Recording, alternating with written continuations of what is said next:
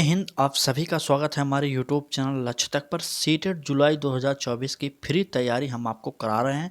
Regular दोपहर 1 बजे में हमारी क्लासेज हो रही हैं। आप हमारे साथ जुड़ने के लिए आप हमारे चैनल को सब्सक्राइब कर सकते हैं। अगर चैनल पर पहली बार विजिट किए हैं तो आप हमारी पूरी क्लास को देखिएगा, उसके बाद हमारे चैनल के साथ ज़रूर जुड़िएगा, ठीक है। हर दिन एक नए अंदाज में हम तैयारी कराएंगे आपको। चलिए क्लास को स्टार्ट करते हैं। बाल विकास आज हम आपके लिए लेकर आए स्पेशल क्लासेज हमारी चल रहे हैं। बाल विकास के लगभग 5000 प्लस प्रश्नों के हम प्रैक्टिस सेट बाल विकास के करा देंगे, क्योंकि इससे पहले हमने सीटेड में 30 नंबर पाया है, तो आपको भी दिला कर रहेंगे। आप नहीं मानते 30 में 30 नंबर, तो आप हमारे मार्कशीट को देख सकते हैं, हमारे चैनल पर उपलब्ध करा दी गई है आपको। चलिए क्लास को स्टार्ट करते हैं। पहला प्रश्न देखते हैं। एक बार शेयर कर दीजिए क्लास को, लाइक भी जरूर करिएगा। चलिए पहला प्रश्न देखिए। प्रश्न है हमारा, जब बच्चे की दादी उसे उसकी माँ की गोद से लेती हैं तो बच्चा रोने लगता है। बच्चा, यहाँ पर खाली स्थान देखिए, एक शब्द भरना पड़ेगा। बच्चा किसके कारण रोता है? एक प्रकार से कह सकते हैं किसके कारण रोता है। ए ऑप्शन देखिए, वियोग दुश्चिंता।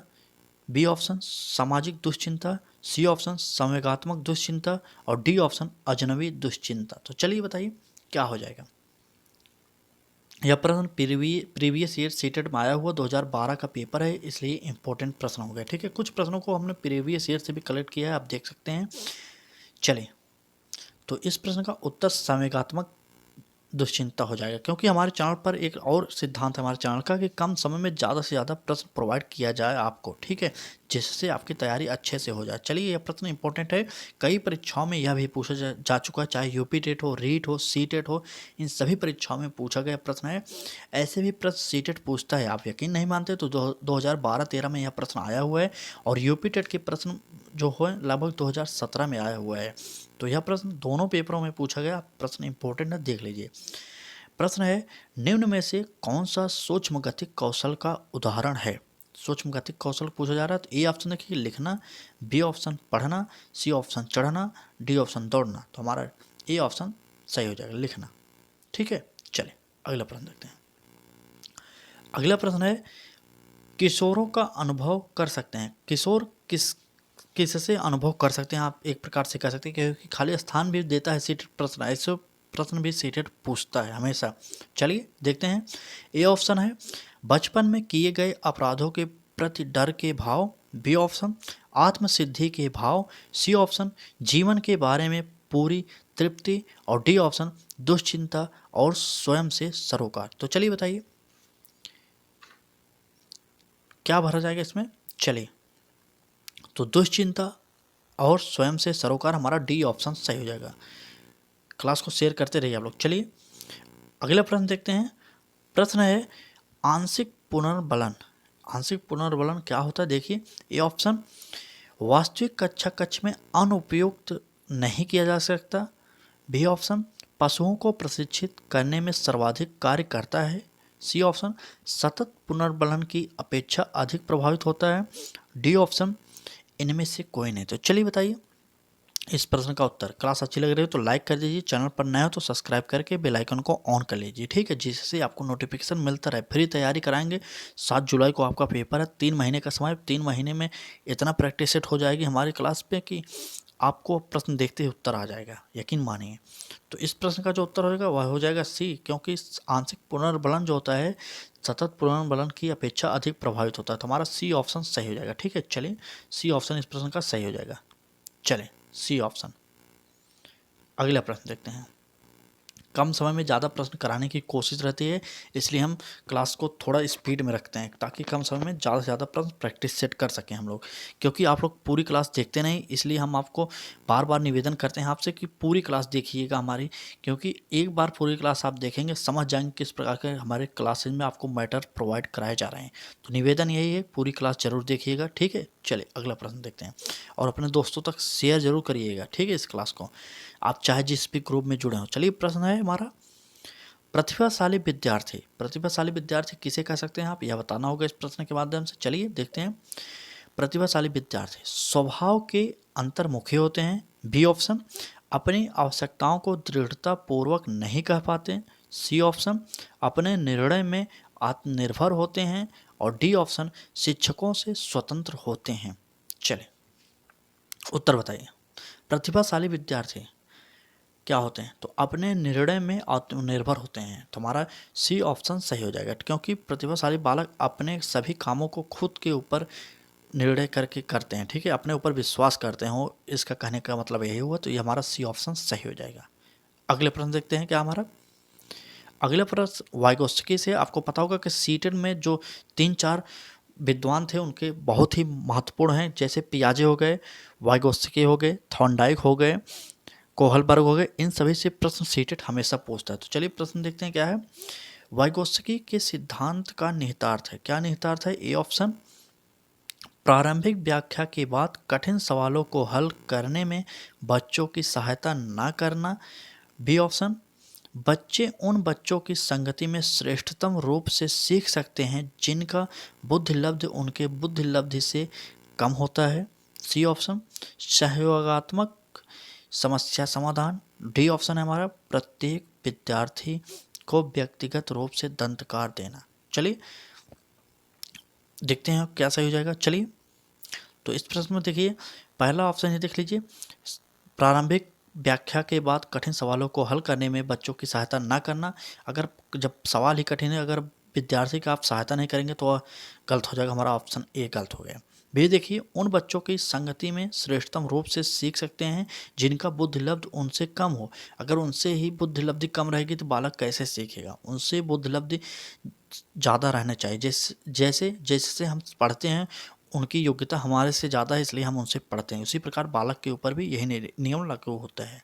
चले तो वाइगोत्स्की महोदय सामाजिक संरचना सिद्धांत से संबंधित है। उनका सहयोगात्मक समस्या समाधान, हमारा ये ऑप्शन सही हो जाएगा। आपको पता होगा कि सामाजिक विकास का सिद्धांत वाइगोत्स्की महोदय संबंधित है उनसे। चले, और वाटसन, वाइगोत्स्की, ये सब समाज संरचना सिद्धांत से संबंधित है। चलिए अगला प्रश्न देखते हैं।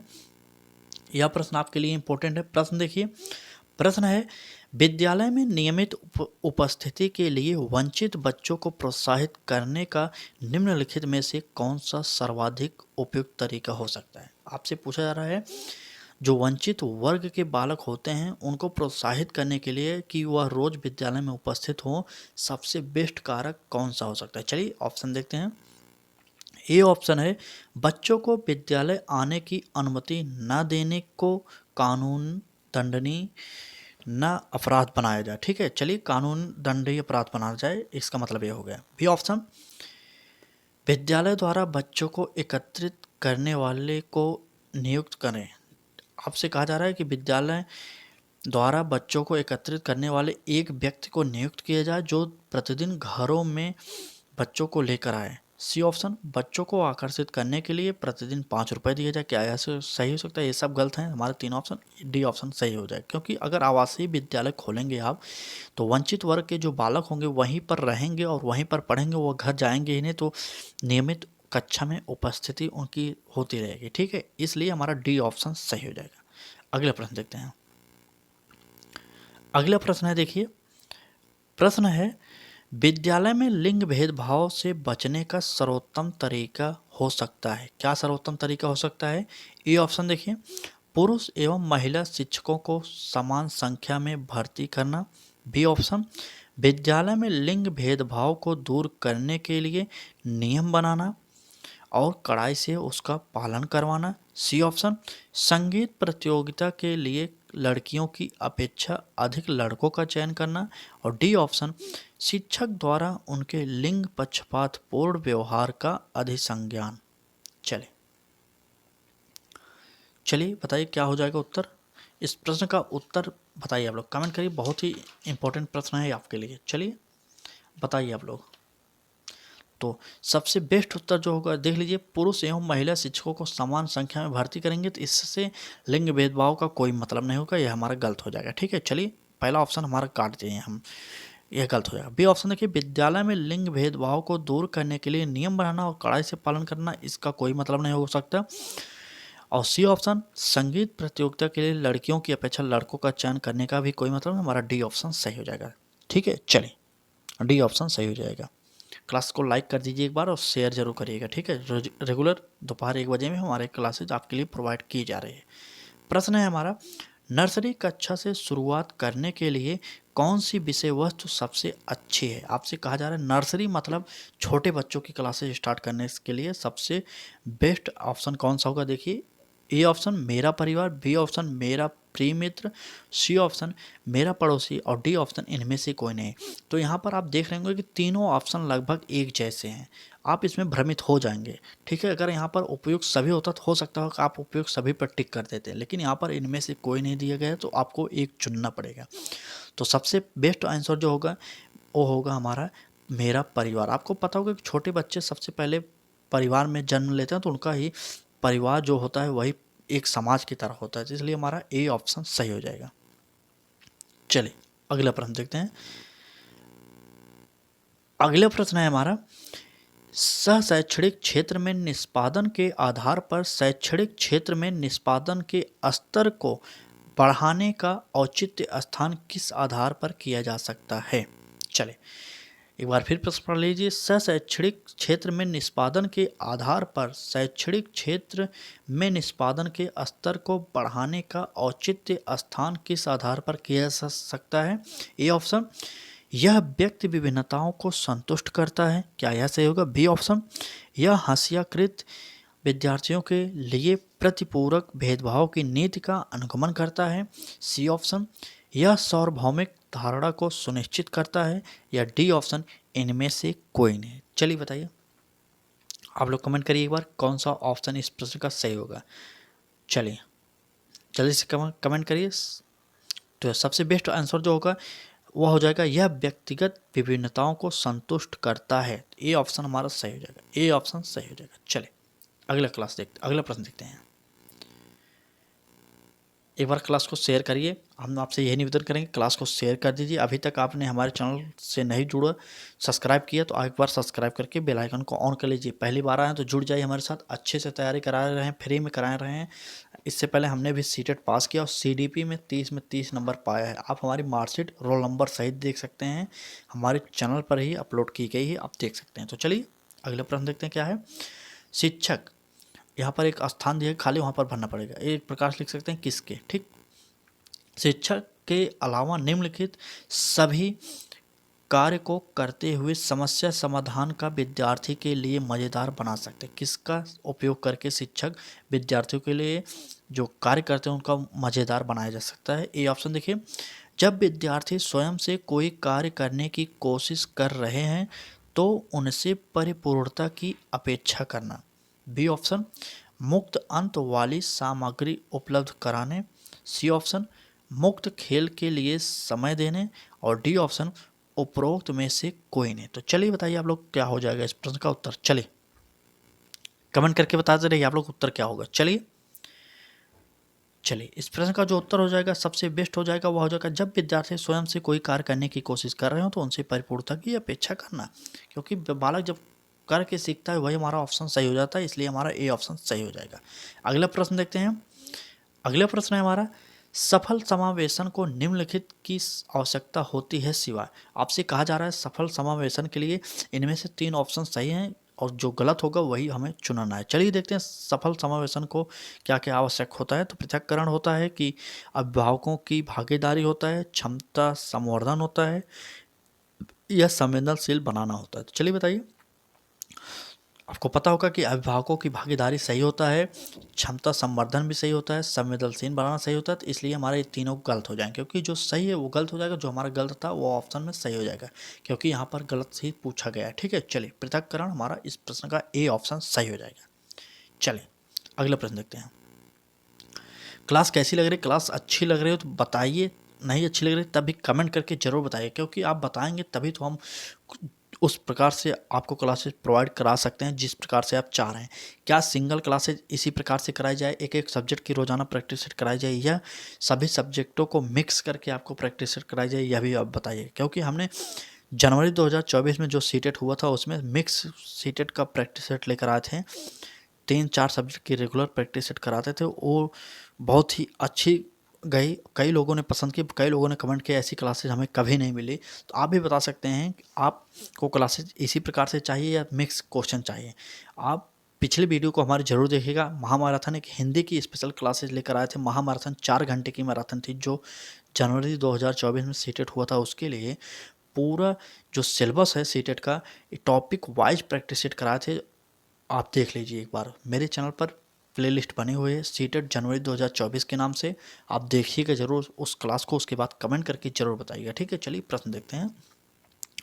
निम्नलिखित में से कौन सी विशेषता समस्या समाधान उपागम का विशेष चिन्ह है? आपसे पूछा जा रहा है निम्नलिखित में से कौन सी विशेषता समस्या समाधान उपागम का विशेष चिन्ह है। ए ऑप्शन देखिए, सही उत्तर प्राप्त करने का सामान्यतः एक उपागम होता है। बी ऑप्शन, समस्या केवल एक सिद्धांत पर आधारित होता है। सी ऑप्शन, समस्या कथन में संकेत अंतर्निहित रूप से दिया होता है।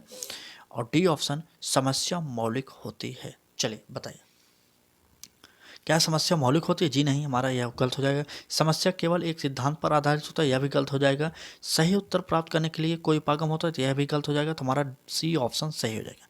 समस्या कथन में संकेत अंतर्निहित रूप में दिया होता है, तो हमारा सी ऑप्शन सही हो जाएगा। चलिए, सी ऑप्शन सही हो जाएगा। अगला प्रश्न देखते हैं। अगला प्रश्न क्या है, इंपॉर्टेंट प्रश्न है यह भी। चलिए, क्लास को शेयर जरूर करिए आप लोग। चलिए प्रश्न देखिए। प्रश्न है, प्राथमिक कक्षा में सकारात्मक वातावरण निर्मित करने के लिए एक शिक्षक को क्या करना चाहिए? ए ऑप्शन देखिए, समूह गतिविधियों के दौरान समाज मिति के आधार पर उन्हें समूह बनाने की अनुमति देनी चाहिए। बी ऑप्शन, सकारात्मक अंत वाली कहानी सुनानी चाहिए। और सी ऑप्शन, सुबह प्रत्येक बच्चे को अभिवादन करना चाहिए। और डी ऑप्शन, विभेद नहीं करना चाहिए और प्रत्येक बच्चे के लिए सामान्य लक्ष्य सुनिश्चित करने चाहिए। चलें बताइए उत्तर क्या होगा इस प्रश्न का। चलें, इस प्रश्न का उत्तर बताइए आप लोग। चलिए एक बार कमेंट करके उत्तर बताइए। तो सबसे बेस्ट आंसर जो होगा वह देख लीजिए आप, होगा डी आंसर, क्योंकि विभेद नहीं करना चाहिए और प्रत्येक बच्चे के लिए समान लक्ष्य। यहाँ पर लक्ष्य से मतलब है कि समान कार्य दिया जाए, जैसे कि समान उपेक्षाएं की जाए, उनसे समान तरीके के व्यवहार किया जाए, इन सभी से इसका ताल्लुक होता है, इसलिए हमारा डी ऑप्शन सही हो जाता है। चलिए, क्लास कैसी लगी? क्लास अच्छी लगी हो तो लाइक कर दीजिए, चैनल पर नए हो तो चैनल को सब्सक्राइब करके बेल आइकन को ऑन कर लीजिए, क्योंकि आपको पता होगा आपको अगर अपने लक्ष्य तक पहुंचना है तो हमारे चैनल लक्ष्य तक से जुड़ना ही पड़ेगा, क्योंकि लक्ष्य पर आपको भी जाना है तो लक्ष्य तक से जुड़ना पड़ेगा। ठीक है, इसलिए अभी तक आपने हमारे चैनल को सब्सक्राइब नहीं किया तो सब्सक्राइब करके बेल आइकन को ऑन कर लीजिए, जिससे आपको नोटिफिकेशन मिलता रहे। तो चलिए, आज की क्लास में बस इतना ही। कल फिर मिलेंगे एक नए क्लास के साथ, तब तक के लिए धन्यवाद।